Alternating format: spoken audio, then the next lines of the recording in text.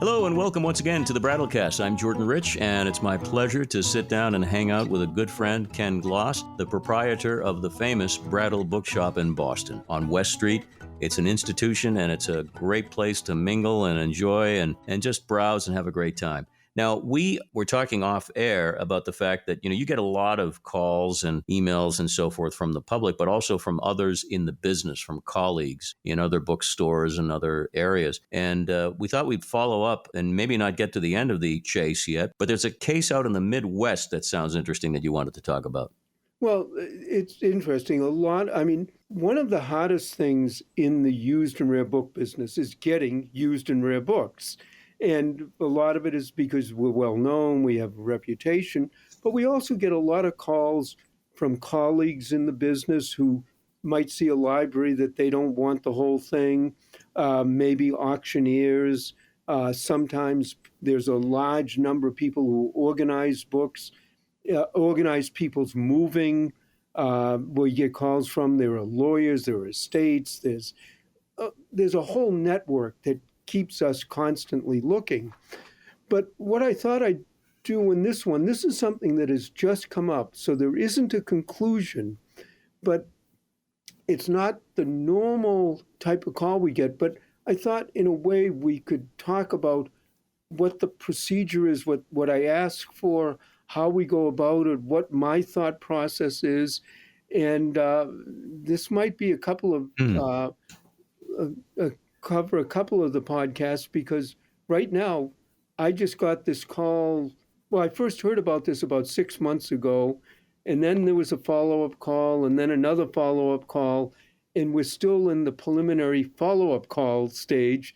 Right. And we'll see whether it gets to the next one, and then the next, and then hopefully maybe buying it. So a colleague maybe 6 months ago mentioned that they were working with somebody in the Midwest, had a very large collection of books, and there were some really rare and valuable books. And I knew ahead of time that this colleague was going to deal with the absolute top end. Now, in this collection, there might be, what I'm hearing anyways, 15 to 20,000 books.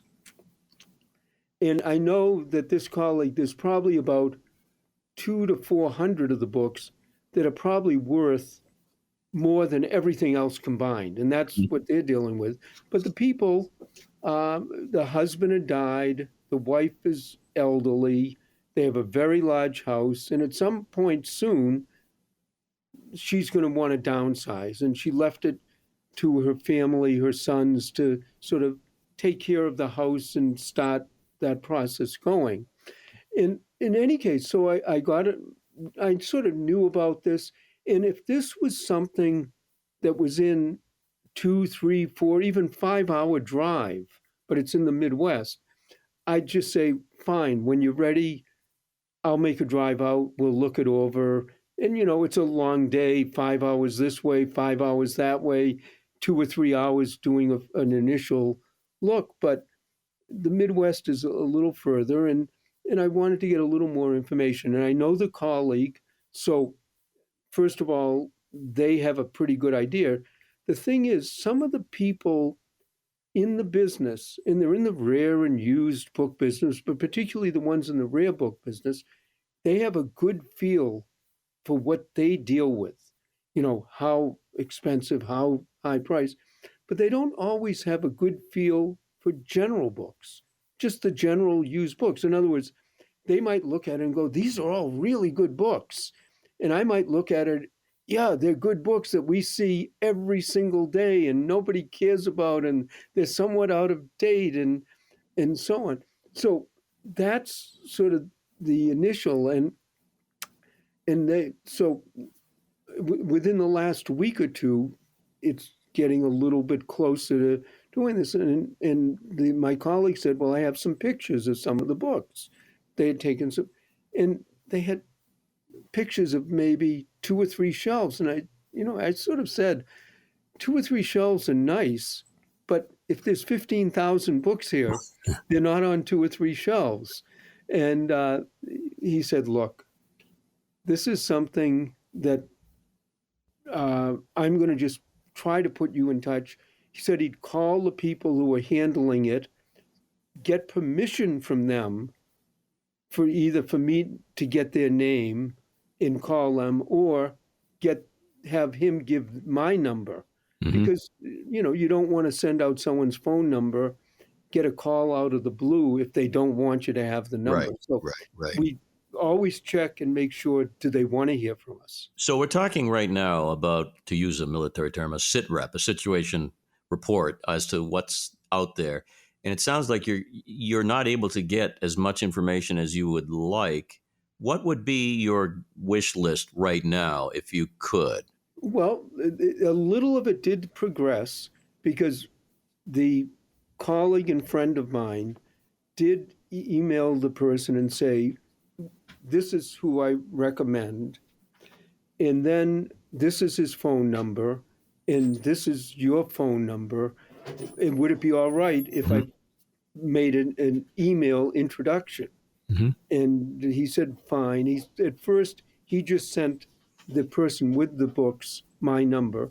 And just a day or two ago, I got a phone call from this person. And another thing I was trying to find out in this is what their feeling about the books were. I mean, I know they had rare books, but do they feel what's left is very high priced, very rare? So I'm trying to not only get an idea of what the books are, but what the people's feeling about the books are, what their expectations are. Also, when you're talking to someone on the phone, is it someone you think you could work with? Do they sound like easy to deal with? And a lot of that, one phone call. Well, the person called me and I said, we're definitely interested. The quantity is not an issue. We can deal with that. The real issue is if you were within 3 or 4 hours, it's easy. I know how to move books. We know how to do that. But when you're starting to get to be cross country or halfway across the country, how much is it going to cost to move the books? And is that cost possibly as much or more than the books are worth? Because we also looked into trailer trucks, into movers, into, okay, if you have a trailer truck, but then you need a mover to get the books into a trailer truck. If there's 15, 20,000 books, you need 1,000 boxes. They can be $3 to $4 a piece.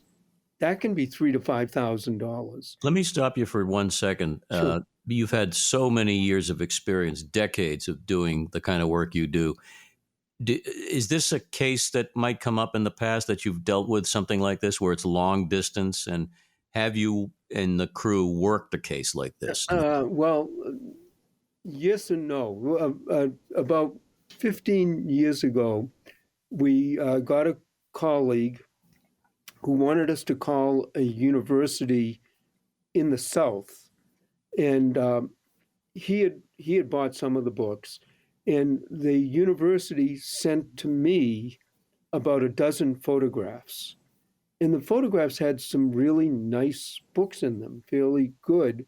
And I talked to my colleague who hadn't been, it turned out the books were in Oregon. And I said, have you seen these books? He said, no, but I know the person who collected them, and they collected good books. And I saw the pictures, and there were actually some quite good books there. And they said they had 600 boxes of books in Oregon at a storage unit. And then my next question is, well, has anyone else looked at these? Has anyone been through them? They said they called a few people, but nobody would go. And I looked at the pictures and I said, if there's actually 600 boxes and the quality is even close to what I'm seeing in the pictures, the next thing I asked is as far as getting them to Boston. And they said, we'll make a few phone calls because it's already boxed up. And it turned out it cost about $7,000 to truck them to Boston. And then you had to move them to a storage area, which was going to be another couple of $1,000. And I said, I'm going to take a shot at this. I said, I think I could pay $50,000 for this plus the shipping costs if you're willing to ship them. It could have been a disaster. Indeed. But they said, fine, did it.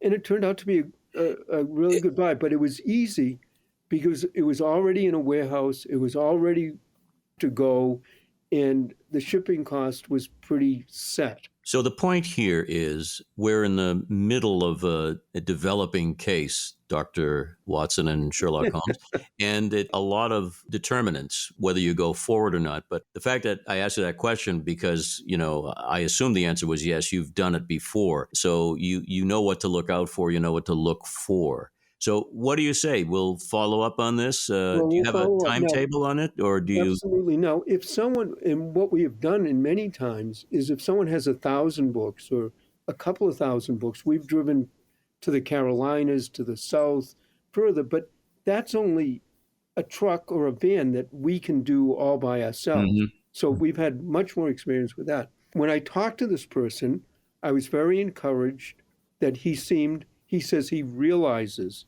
it's a huge job. He realizes it's expensive. He also realizes he wants to get the house cleared out. So he was very friendly.